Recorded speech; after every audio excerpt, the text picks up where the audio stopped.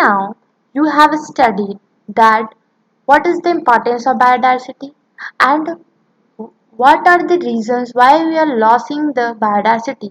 But now you will study that what are the reasons that why we need to conserve biodiversity. सो इसमें तीन reason आते हैं कि biodiversity को क्यों कंजर्व किया जाए। तो पहला आता है narrow utilitarian argument. Human derives economical benefits from nature such as the food, firewood, fire, fiber, construction material, industrial products like tannin, resins, lubricants, dyes, perfumes and medicine. See, हमारी responsibility है कि हम बायोडायवर्सिटी को conserve रखें क्योंकि वो हम क्या करते हैं ढेर सारे बेनिफिट्स डिराइव करते हैं इकोनॉमिकल बेनिफिट्स लाइक हम फूड फूड एक्सप्लॉइट करते हैं अपने बायोडायवर्सिटी से fibre firewood construction material industrial products हमें ढेर सारे इकोनॉमिकल बेनिफिट्स मिल रहे हैं किससे बायोडायवर्सिटी से so that is our responsibility to conserve your biodiversity more than 25% जो प्लांट्स हैं सॉरी जो मोर देन 25% ड्रग्स हैं वो प्लांट से डिराइव्ड होते हैं एंड 25,000 स्पीसीज ऑफ प्लांट्स के अंदर पाया गया है कि वो मेडिकल वैल्यूज मेडिकल पर्पस के लिए यूज की जाती हैं।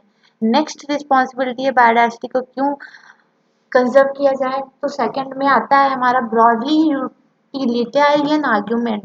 Biodiversity has a mean ecosystem services. Biodiversity क्या करती है ढेर सारी इकोसिस्टम सर्विसेज को परफॉर्म करती हैं। आप देखते हैं कि pollination pollinators through bee bumble bee birds bats अगर ये पॉलिनेटर्स प्लांट्स को पॉलिनेट ना करें तो ये सोचिए ये कितना डिफिकल्ट हो जाएगा सो दैट प्लांट क्या करेगा प्रोड्यूस नहीं कर पाएगा फ्रूट सीड्स जो हम उससे डिराइव करते हैं। और अमेजन रेन फॉरेस्ट जिसको लंग ऑफ द प्लैनेट कहा जाता है produce more than 20% of the total oxygen in the earth atmosphere का 20% ऑक्सीजन अमेजन रेन फॉरेस्ट ही प्रोड्यूस करता है। हम हॉस्पिटल्स में देखते हैं ऑक्सीजन के सिलेंडर्स अवेलेबल होते हैं सी तो ऑक्सीजन वो आए कहाँ से वो हमारी बायोडायवर्सिटी इन्वायरमेंट ऑक्सीजन कौन रिलीज करता है प्लांट रिलीज करता है when during photosynthesis. So it is the what? It is the ecosystem service performed by our biodiversity. Third is the aesthetic pleasure. आप क्या करते हैं गार्डन में वॉक करते हैं कोयल कुकूज सिंग करती हैं this all are aesthetic pleasure जिसे हमें अच्छा लगता है so this is also the ecosystem service. Third is ethical argument. Every species has an intrinsic value. We have a moral duty to care for the well-being. सभी species की कुछ ना कुछ इंट्रिंसिक वैल्यू है और ये हमारी मोरल ड्यूटी है कि हम बायोडायवर्सिटी को कंजर्व करें सो दैट वो सभी स्पीसीज क्या करें सर्वाइव अच्छे से रह पाएँ एंड रिप्रोड्यूस कर पाएँ एंड हम अपनी फ्यूचर जनरेशन को भी अपनी बायोडायवर्सिटी इसी वे में प्रोवाइड करें। बायोडायवर्सिटी की दो तरीके से कंजर्व किया जा सकता है एक in situ on site and second is in situ off site conservation. In situ conservation that is on site जिसको कहते हैं it is the conservation of the genetic resources within a natural or human-made ecosystem in which they occur.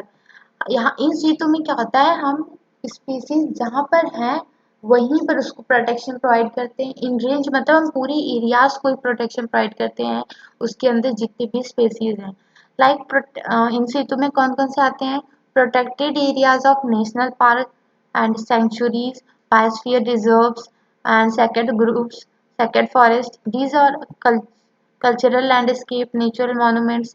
ये सब इन situ conservation के अंदर आते हैं।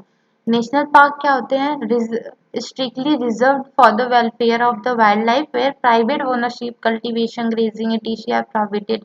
National park में क्या होता है प्राइवेट ओनरशिप कल्टीवेशन ग्रेजिंग ये सबको प्रोहिबिटेड होता है वहाँ पे कल्टीवेशन नहीं की जाती है ग्रेजिंग नहीं किया जाता है सो दैट वहाँ के स्पीसीज जो वो प्रोटेक्टेड हैं। एग्जाम्पल है इराविकुलम नेशनल फॉरेस्ट जो कि राजस्थान में है। सेंचुरीज ये सेकेंड इन सीटू कंजर्वेशन में आता है। यहाँ पे क्या होता है प्रोटेक्टेड एरियाज में एनिमल्स को प्रोटेक्ट किया जाता है एंड वहाँ से टिम्बर, माइनर प्रोडक्ट ये सब अलाउड होता है लेना, बट एक लिमिट में, सो दैट वहाँ के एनिमल्स को हार्म ना हो। वही लिखा है कि collection of timber, minor products, and private ownership are allowed so that as long as do not harm the animals, जब तक एनिमल्स को हार्म ना पहुंचाए। एग्जाम्पल है पेरियार वाइल्ड लाइफ सेंचुरी जो कि केरला में ही है। ये सब क्या है, बायोडायवर्सिटी रिच एरियाज हैं जहाँ पे एज वहाँ के स्पीसीज को कंजर्व करने के लिए पूरे एरियाज को ही कंजर्व किया गया है। थर्ड है biosphere reserve, areas of land coastal ecosystem for conservation and sustainable use. जो कोस्टल इकोसिस्टम होता है उनको कंजर्व किया गया है फॉर सस्टेनेबल यूज, वही क्या है, बायोस्फीयर रिजर्व है। वो एरियाज को क्या कहा जाता है, biosphere reserve. Sacred groups and sacred forest, forest fragments which are communally protected based on religious beliefs. Religious beliefs, some peoples क्या करते हैं, एरिया को, फॉरेस्ट को, पूरे ट्रैक्ट को कंजर्व रखते हैं बिकॉज ऑफ रिलीजियस बिलीफ की वजह से। आप एग्जांपल दें, देखिए sacred group in Khasi and Jaintia hills में जो कि मेघालय में, Aravalli hills of Rajasthan, western Ghats of Karnataka and Maharashtra, and Sarguja Chandra and Buster areas that is Madhya Pradesh. ये सब क्या है, सैकर्ड फॉरेस्ट है। यहाँ पर सैकर्ड ग्रुप्स हैं जो कि प्रोटेक्ट करते हैं उस पर्टिकुलर एरिया को, सो दैट वहाँ की स्पीसीज रिचनेस मेंटेन रहे, और ये उनका क्या है, रिलीजियस बिलीव है। इंडिया में 40 बायोस्फीयर रिजर्व है, 90 नेशनल पार्क है एंड 448 वाइल्ड लाइफ सेंचुरी है। आप यहाँ देखेंगे कि बीच में पैराग्राफ में तो 448 वाइल्ड लाइफ सेंचुरीज दी है, बट वही समरी में 400 more than 450 wild life sanctuaries दी हैं। तो एस ऑप्शन के हिसाब से आप वहाँ पे आंसर को टिक करिएगा। Now ex situ conservation that is off site, it is the conservation of organism outside their habitat. हम यहाँ पे क्या करते हैं, एक सीटू में किसी ऑर्गेनिज्म जो कि इंडेंजर्ड ऑर्गेनिज्म इफ है, वो एक्सटिंक्ट होने वाला है, तो उस पर्टिकुलर स्पीसीज को हम वहां से, उस इन्वायरमेंट से बाहर लाते हैं एंड आउटसाइड हैबिट में उसको प्रोटेक्ट करते हैं। एक सिंधु कंजर्वेशन का एग्जांपल यहाँ पे दिया है, genetic resource centre, zoological park, wild life safari park, botanical garden, gene bank, cryo preservation. तो ये सब जो क्या है, ये सब एग्जाम्पल्स हैं एक्सेसिव कंजर्वेशन के। हॉटस्पॉट क्या होता है, there is a region with a very high species richness and high degree of endemism. Species confined only to the specific region are most but most strident.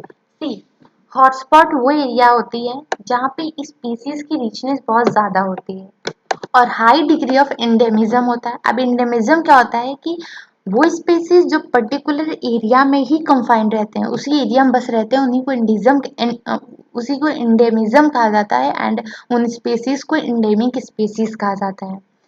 तो high species richness area और जहाँ पे high degree of इंडेमिज्म हो और जो कि threat to extinction हो अगर वहाँ वो एरिया के स्पीसीज, तो उन एरिया को ही क्या कहा जाता है, बायोडायवर्सिटी हॉटस्पॉट बनाया जाता है वहाँ पर, सो दैट उन स्पीसीज को प्रोटेक्ट किया जा सके। There are 34 hotspot in the world, 34 hotspot हैं वर्ल्ड में। 3 hotspot cover the India's biodiversity region, और 3 हॉटस्पॉट ऐसे हैं जो कि इंडिया के बायोडायवर्सिटी रीजन को कवर करते हैं। वो कौन कौन से हैं, western ghats and Sri Lanka, Indo Burma दूसरा है, see western ghat and Sri Lanka ये एक है, इंडो बुर्मा दूसरा है and third one is Himalaya. So these are the biodiversity rich regions. All biodiversity hotspots together cover only less than 2% of the earth land. जो अगर कितने 34 बायोडायवर्सिटी हॉटस्पॉट जो है सारे लैंड को कंबाइन किया जाए तो वो सिर्फ less than 2% of the earth के टोटल लैंड का सिर्फ लेस देन 2% होता है।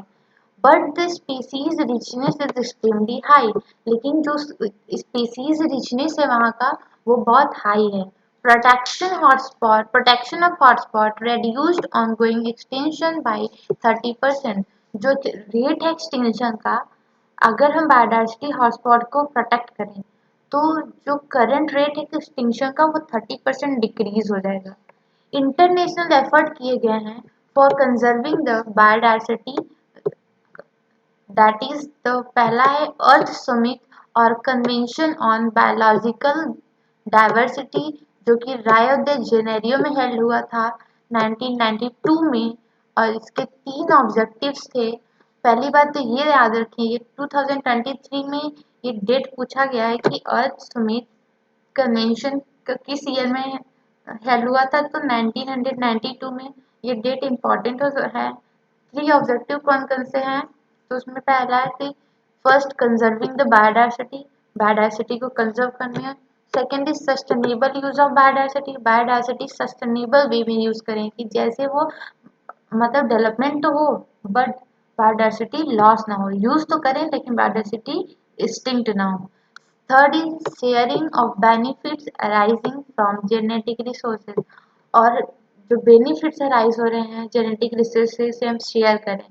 और the world summit on sustainable development, जो कि जोहान्सबर्ग में साउथ अफ्रीका के 2002 में हेल्ड हुआ था। ये भी डेट यहाँ पे इम्पोर्टेंट हो जाता है कि 2002 में वर्ल्ड समिट हेल्ड हुआ था। और इसमें था क्या कि 190 कंट्रीज ने प्लेस लिया था to reduce the current rate of biodiversity loss। जो करंट रेट है बायोडायवर्सिटी लॉस का उसको रिड्यूस करने के लिए 190 कंट्रीज ने प्लेस लिया था। और आप यहाँ से दोनों में कंफ्यूज मत होइएगा। सी अर्थ सुमित जो था वो पहले हेल्ड हुआ था इसलिए 1992, और जो है वर्ल्ड सुमित वो बाद में हुआ हेल्ड हुआ था, और वो भी सस्टेनेबल डेवलपमेंट को भी एज अ रीजन लेकर चला था, और वो 2002 में हेल्ड हुआ था। This is all about the biodiversity conservation.